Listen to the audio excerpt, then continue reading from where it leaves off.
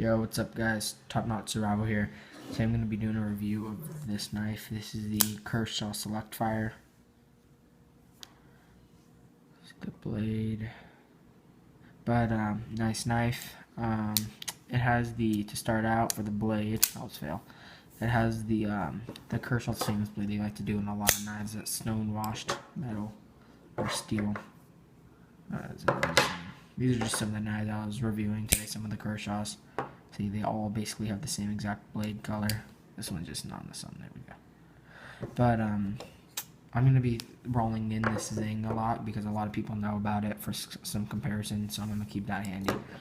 But I love the blade on this, on the Select Fire. It's really beefy too compared to a lot of the, EDCs I carry, like this.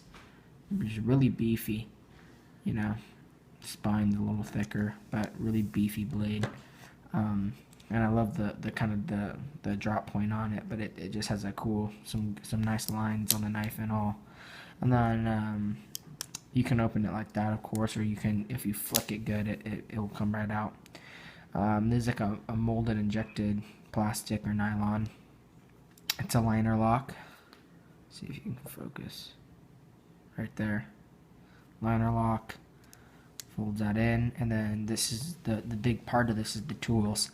So this is the actual driver itself. It locks right there, and then locks right there again.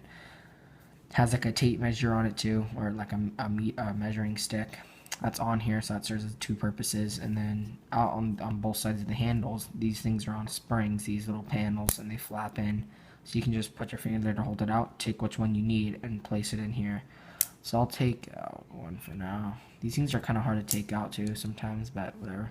So just take it out and slip it right in. And it's surprisingly, it's magnetic inside here. I didn't think it would be for the money. I mean, I got this for so cheap. With it, the knife itself, if it didn't have this, it'd be nice. But this added bonus is pretty cool. So, and it can't fold in with the bit in, but whatever. This is like a little hooker here. I don't know if that is a good for a tool, but it's there. Phillips head, and when I have the time, I'm gonna replace all these with like some good screws. Sorry, not screws, but some good heads, like some Craftsman ones or some Snap-ons.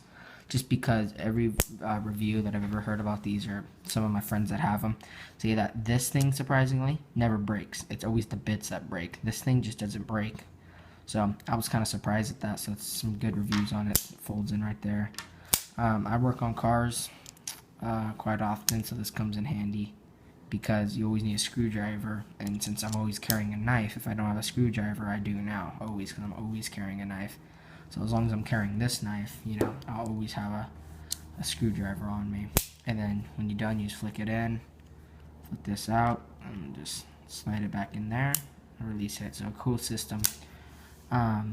Let's get some measurements on here. The blade is about 3 1/4, and the handle is about 4 1/4.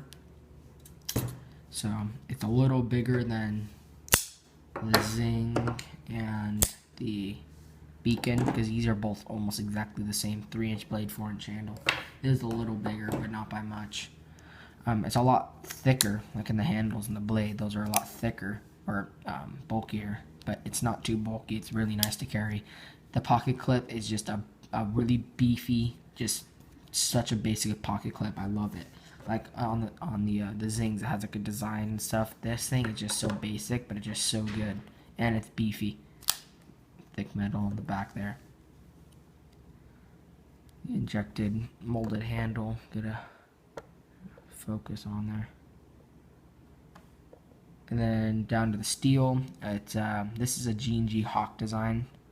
You know how Kershaw puts that on a lot of their blades. You know where they got their design from. Like right here, it's R.J. Martin. I think on this one, this might be. This one's nothing. Okay, never mind. But whatever. So right here, let me see if it will focus. There we go.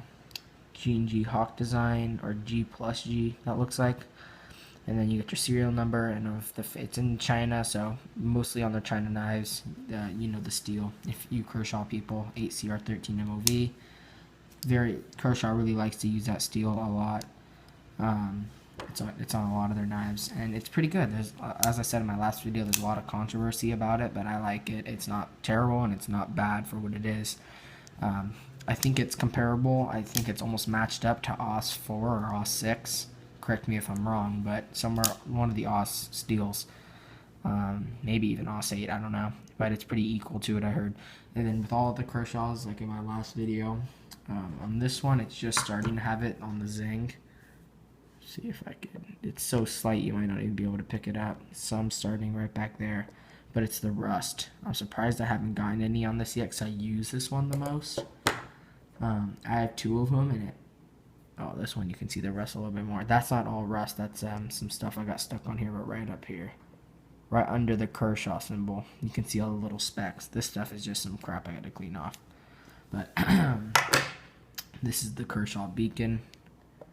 You can really see it on here. There's a lot. You can get it off. I've been too lazy lately, but Kershaws are just known for their coatings to get rust on them, which is kind of lame, but I mean, whatever. We can get it off if we really wanted to, so it's not too big of a problem. The thumb stud, just a basic thumb stud. Classic, not like the new blurs where it's like a slanted. I really like those. Those are pretty dang cool. This comes out, it's really smooth, and this is out of the box. I haven't oiled it or anything myself, so if I did, I bet this thing would be like butter, but it already basically is. But they did this knife right for sure. The way they integrated the tools without it being annoying on your hand. I had some knives with tools on this where it's really annoying. This thing just so smooth and so just nice to carry. So I definitely recommend if you want a cool knife with tools and stuff, you pick it up. Alright guys, this is Top Notch Survival. Have a good day. See ya.